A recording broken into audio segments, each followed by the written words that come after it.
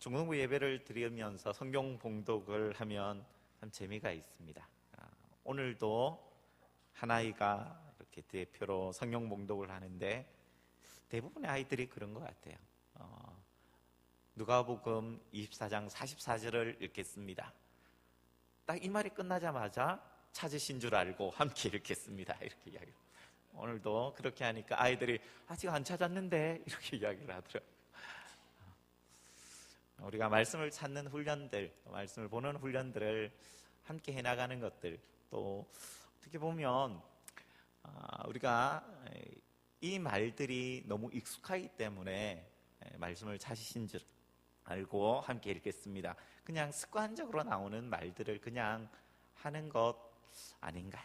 근데 우리가 성경을 좀 더 깊게 대하고 또 자주 대하고 또 다른 사람들에 대한 배려들, 이런 것들이 좀 더 있으면 좋겠다, 그런 생각들을 하게 되었습니다.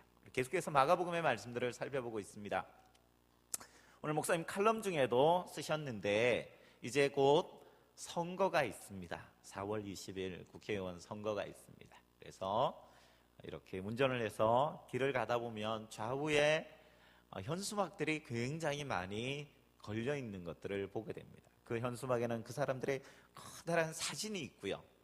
커다란 사진이 있고 그 옆에는 그 사람들의 공약, 약속들이 적혀 있는 것들을 보게 됩니다. 근데 지나가면서 그 공약들만 보면 정말 우리나라가 좋은 나라가 될 것 같습니다. 우리가 사는 지역이 굉장히 발전할 수 있을 것 같습니다. 어찌 보면 국회의원으로 나오시는, 후보로 나오시는 분들은 자신이 할 수 있는 일, 하고 싶은 일이 아니라 그 지역에 있는 유권자들이 듣고 싶어 하는 것들을 이야기하는 것 같습니다. 대부분의 사람들은 자신이 듣고 싶어 하는 일들, 자신이 이루고 싶어 하는 일들에 대하여 그들에게 요구하고 있다는 것이죠.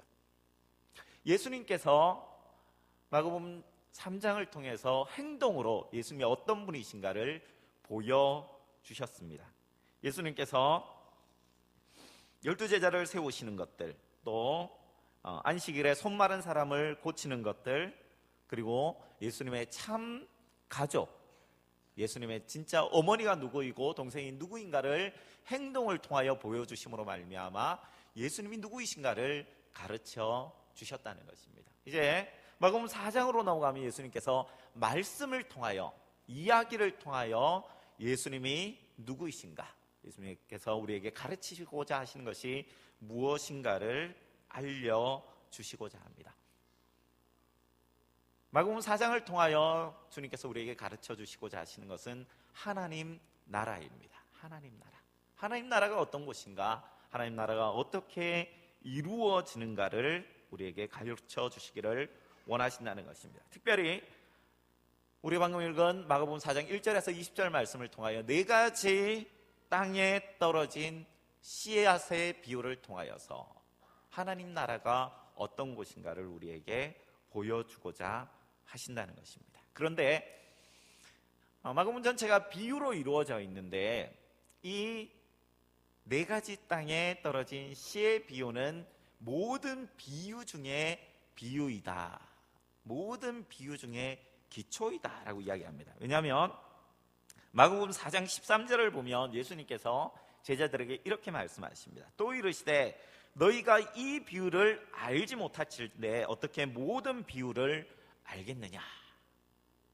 여기 앉아 계신 분들은 다 이 씨의 비유를 알고 계시고 이해하고 계신 분들이시죠?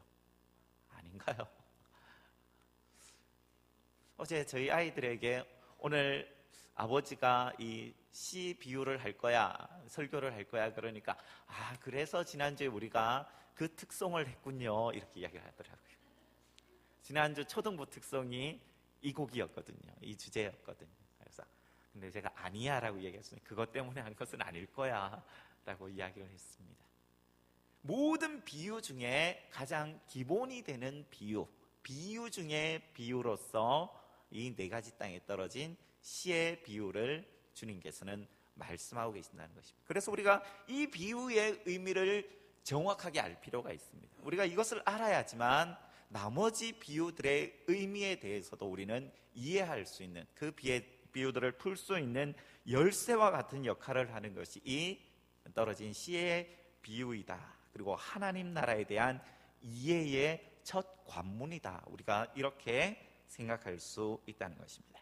첫 번째로 오늘 이 비유를 통하여 우리가 알 수 있는 것, 우리 한번 따라해 볼까요? 하나님 나라는 듣는 자에게 허락된 나라입니다. 주님께서 오늘 본문 3절과 9절에서 두 번에 걸쳐서 말씀하십니다. 3절 말씀을 보면 들으라, 씨를 뿌리는 자가 뿌리러 나가서. 비유를 시작하기 전에 모여있는 수많은 그 회중들에게, 수많은 무리들에게 다시 한번 주의를 환기시키면서 하셨던 말씀이 들으라입니다. 들어라, 너희는 들어야 된다. 이 말씀을 주의 깊게 들으라 라고 말씀하시고요, 9절 말씀을 보면 또 이르시되 들을 귀 있는 자는 들으라 하시니라. 두 번에 걸쳐서 들을 것을 우리에게 말씀하고 계신다는 것입니다.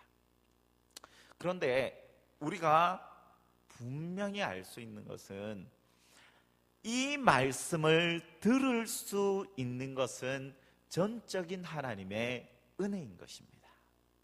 하나님께서 우리에게 들을 귀를 주시지 아니하시면, 하나님께서 이 말씀을 들어도 깨달을 수 있는 성령의 조명하심, 성령의 인도하심이 없이는 도무지 이 진정한 의미를 깨달을 수 없다는 것입니다. 비단 이 비유뿐만 아니라 모든 하나님의 말씀이 그렇지 않습니까? 우리가 하나님께서 우리에게 지혜를 주시지 아니하시면, 우리에게 믿음을 주시지 아니하시면, 하나님께서 7일 만에 온 천하 만물을 창조하셨다는 것을 우리가 어찌 믿을 수 있겠습니까? 어찌 예수 그리스도께서 동정녀 마리아, 처녀인 마리아의 몸에서 태어나셨다는 것을 믿을 수 있겠습니까? 어떻게 예수님께서 오병이어로 5,000명의 사람을 먹이셨다는 것을 믿을 수 있으며, 예수님이 죽은 자를 살리셨다는 것을 어찌 우리가 믿을 수 있겠습니까? 주님께서 우리에게 들을 귀를 주시지 아니하시면 어찌 우리가 주님께서 십자가에 못 박혀 죽으시고 3일 만에 부활하셨다는 사실을 우리가 어찌 믿을 수 있겠느냐는 것입니다. 이것을 믿는다, 들을 귀를 주셨다는 것은 마치 소경이 눈을 뜨는 것과 같습니다. 우리는 이전에 영적으로 소경인 자들이었습니다. 우리의 눈은 가리워져 있었기 때문에 도무지 하나님을 알 수도 없고 하나님에 대한 조그만 지혜조차도 가질 수 없는 자들이었다는 것입니다. 그런데 주님께서 찾아오셔서 우리의 눈을 가로막고 있는 비늘들을 떼어내어 주셨습니다. 우리의 눈을 열어주사 이전에 보지 못하던 것들을 보게 하여 주셨습니다. 이전에는 들어도 그것이 무슨 내용인지 깨닫지 못하였는데, 그것이 무엇을 의미하는지 도무지 이해하지 못하였는데, 이제 그것을 들으면 그것이 하나님의 진리의 말씀임을, 생명의 말씀임을 깨닫게 하여 주셨다는 것입니다. 이것이 바로 하나님께서 이 자리에 앉아 예배하는 우리 모두에게 주신 은혜임을 다시 한번 깨달을 수 있는 우리 모두가 되기를 우리 주님의 이름으로 축원합니다. 주님께서 4가지 땅에 대해서 이야기하십니다. 이 4가지 땅은 이 땅에 있는 다양한 종류의 사람들에 대한 이야기이며, 어찌 보면 그 사람들이 예수 그리스도의 사람으로 변화되어져가는 과정이다라고 이야기할 수 있을 것입니다. 그런데 이 하나님의 말씀인 이 씨앗이 곳곳으로 떨어진다는 것들은 믿는 자와 믿지 않는 자들에게 이 말씀이 동일하게 전하여진다는 것을 우리에게 이야기합니다.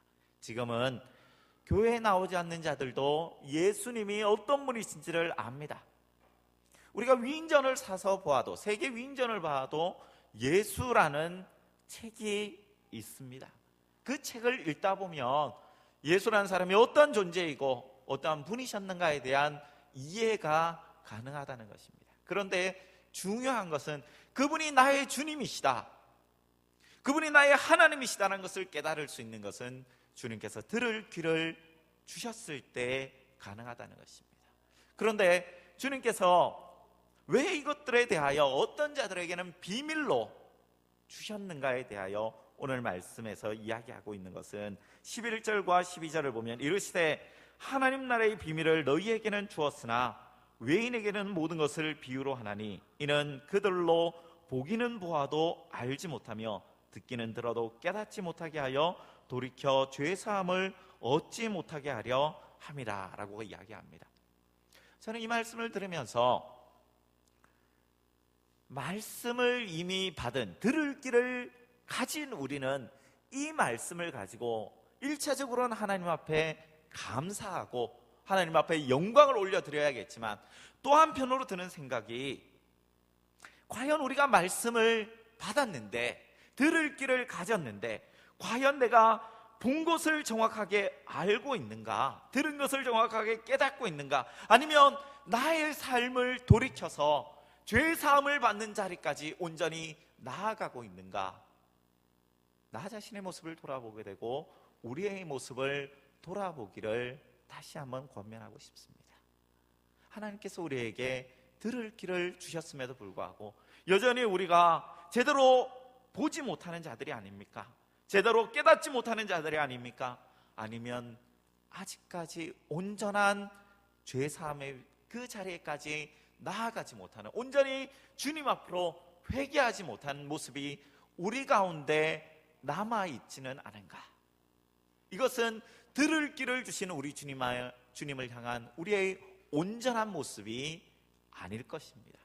우리가 다시 한번 주님께서 우리에게 들을 귀를 허락하여 주셨다면, 우리로 하여금 하나님의 나라의 비밀을 깨닫게 하여 주셨다면 우리에게 보여주시는 대로, 우리가 이해되어지는 대로 우리 주님의 말씀 앞에 온전히 설 수 있는 저와 여러분 되기를 우리 주님의 이름으로 축원합니다. 두 번째로 하나님 나라는 어떤 나라입니까? 우리 한번 따라해 볼까요? 하나님 나라는 말씀으로 이루어진 나라입니다. 그렇습니다. 하나님의 나라는 말씀으로 이루어져 있다고 이야기합니다. 우리 본문 14절 말씀 같이 한번 읽어볼까요? 본문 14절입니다. 시작.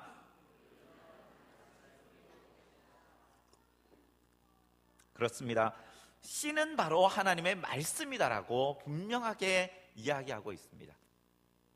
고대 로마 시대 때 씨를 뿌린다는 것은 우리나라의 농사 짓는 법하고는 좀 달랐다라고 이야기합니다. 우리나라는 일항을 만들고 거기다가 씨를 조금씩 뿌리는, 조금씩 뿌린다는 표현보다는 뭐라고 해야 되나? 심는다라고 해야 되나? 씨를 굉장히 아끼는 거죠. 씨를 굉장히 아끼는.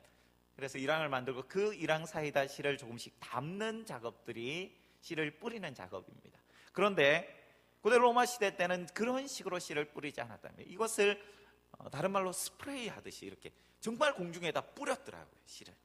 땅이 넓기 때문에. 그래서 공중에다 씨를 흩뿌리면 그것 중에 다행히 좋은 땅에 떨어지면 많은 열매를 맺지만, 혹은 내가 원하지 않지만 이 씨가 길가에도 떨어지고 돌밭에도 떨어지고 가시덤불에도 떨어지는 것을 예수님께서 비유로 말씀하셨다는 것입니다. 우리는 하나님의 나라가 완성될 것을 기대하며 또한 그것을 이루어 가기를 소원하는 자들입니다. 또한 그것을 이루기 위하여 부르심을 받은 자들이죠. 그러면 어떻게 이 하나님의 나라가 이루어질 것인가? 우리 주님께서는 이 비유를 통하여 철저하게 하나님의 나라는 이 하나님의 말씀으로 이루어지게 될 것이다. 다른 무엇이 아니라 당시에 이 하나님의 나라와 정반대에 있던 나라는 로마 제국입니다. 로마 제국. 하나님의 나라는 하나님의 말씀, 복음을 통하여 이루어질 것입니다. 하지만 정반대에 있는 로마는 어떠합니까? 그 나라는 철저하게 무력을 통하여 로마에 의한 평화를 주장하는 나라입니다. 황제를 위시한 권력과 무력과 강한 군대를 가지고 그들은 전 세계를 지배하려고 합니다.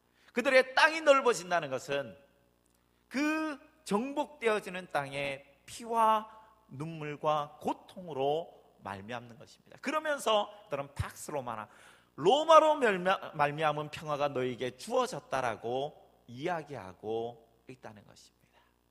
우리가 살아가는 시대도 동일할 것입니다. 우리가 복음을 좀 더 잘 전하기 위하여, 하나님의 나라를 전하기 위하여 우리는 무엇을 해야 되는가? 어떻게 해야만 되는가? 다양한 방법들이 있고 다양한 여러 가지 프로그램들이 우리에게 존재할 것입니다. 하지만 우리가 다시금 하나님의 말씀에 귀를 기울여 보면 어느 한 사람 할 것 없이, 한 사람 할 것 없이 주의 복음의 말씀이 아니면 하나님의 나라를 이루어갈 수 있는 방법이 우리에게는 도무지 존재하지 않는다는 것입니다.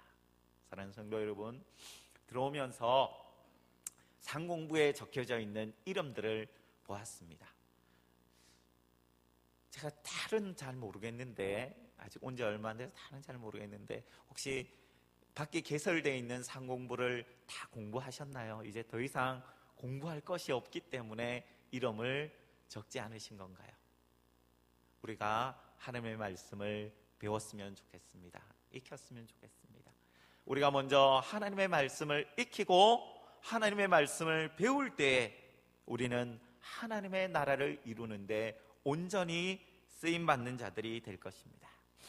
우리가 다시 한번 하나님의 말씀 앞으로 돌아와서 오늘 이 비유를 통하여 주님께서 말씀하신 것 같이 30배, 60배, 100배의 결실이 이루어지기 위해서는 뭐가 있어야 됩니까? 씨가 있어야 됩니다. 먼저 씨가 있어야지만 30배도 가능하고 60배도 가능하고 100배도 가능합니다. 그런데 내 안에 그 씨가 없다면, 내 안에 그 말씀이 존재하지 않는다면 우리는 그 결실을 도무지 기대할 수 없는 자들이 되고 말 것입니다. 우리가 다시 한번 주님께서 말씀하시는 그 하나님의 나라를 위하여 함께 말씀의 씨들을 잘 간직하고 또한 그것을 이루어 드릴 수 있는 자들 되기를 간절히 소원합니다. 우리 마지막으로 세 번째 우리 같이 따라해 볼까요? 하나님 나라는 지금도 확장되고 있습니다.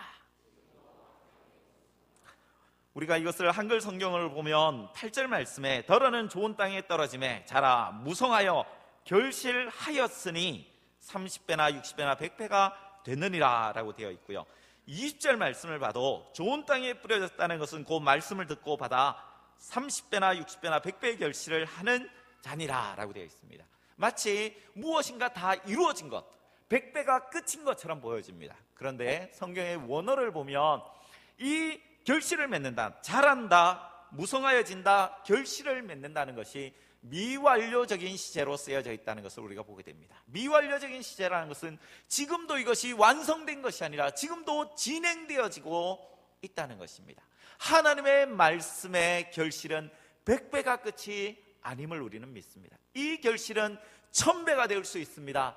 10,000배가 될 수 있습니다. 우리가 도무지 셀 수 없는 숫자만큼 성장하며 폭발적으로 우리에게 이루어질 수 있음을 우리에게 가르쳐주고 있다는 것입니다. 그런데 참으로 놀라운 것은 이 말씀이 어떻게 이런 놀라운 결실을 맺을 수 있는가, 이 비밀을 온전히 깨달은 사람이 바로 사도 바울이었습니다.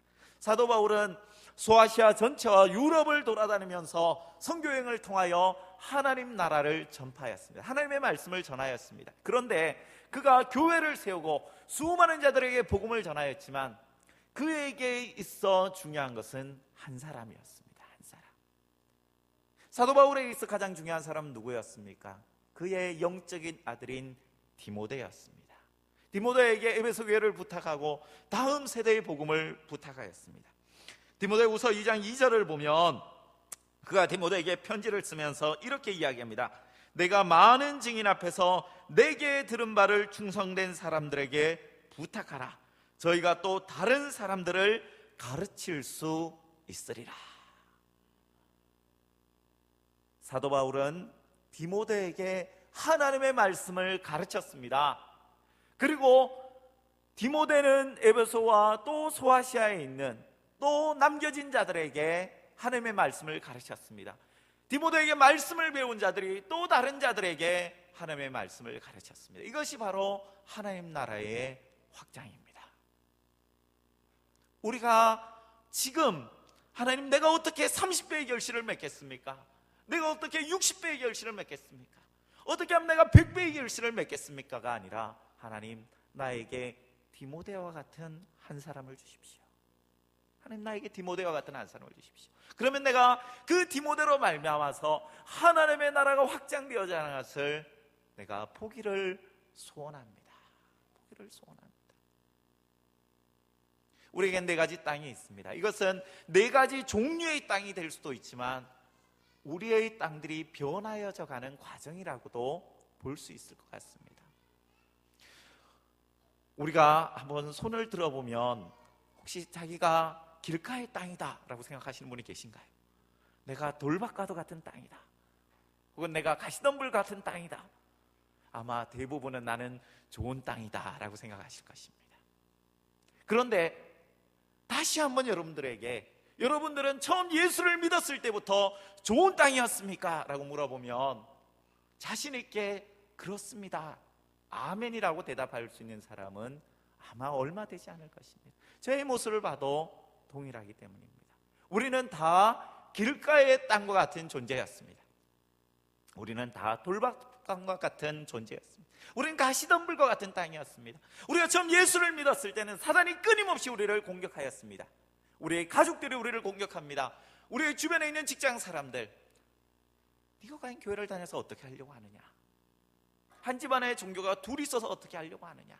교회 다니니까 집안이 안 좋아지는 사람들을 내가 많이 보았다. 사단이 끊임없이 우리를 공격하지 않습니까? 우리가 예수를 믿음으로 말미암아 환난이나 박해가 우리 가운데 있는 것을 보게 됩니다. 내가 예수 한번 제대로 믿어보겠다. 술을 마시지 않고, 욕을 하지 않고, 제사를 지내지 않고, 내가 예수 믿는 것 때문에 주일 성수함으로 말미암아 이 시간에 여기서 예배함으로 말미암아 우리가 보는 손해들, 이것이 모두 다 우리에게 있는 환난이나 박해이지 않습니까? 우리가 예수를 믿으면서도 끊임없이 우리를 넘어뜨리려고 하는 세상의 염려들과 재물의 유혹과 기타 욕심이 끊임없이 우리를 넘어뜨리려고 하지 않습니까? 내가 예수를 제대로 믿고 있는가? 내가 이렇게 예수 믿으면서 제대로 사회생활을 할 수 있을 것인가? 여러 가지 우리에게 있어 여러 가지 어려움들과 여러 가지 유혹들이 존재하는 것이 사실입니다. 그런데 주님께서 이것들을 하나하나 변화시켜 주셨습니다. 우리로 하여금 좋은 땅이 되게 하셨고, 어찌 보면 지금도 더 좋은 땅으로 우리를 변화시켜 가시는 줄 믿습니다. 우리가 다시 한번 주님, 그렇습니다, 내가 좋은 땅이 되기를 소원합니다. 좋은 땅이, 씨앗은 동일합니다. 하나님의 말씀은 영원 불변하는 진리의 말씀이지 않습니까? 중요한 것은 우리가 하나님의 말씀을 받아 조금씩 변화되어서 주님이 원하시는 30배, 60배, 100배의 결실을 맺을 수 있는 좋은 땅으로 우리 모두가 온전하여지기를 우리 주님의 이름으로 축복합니다.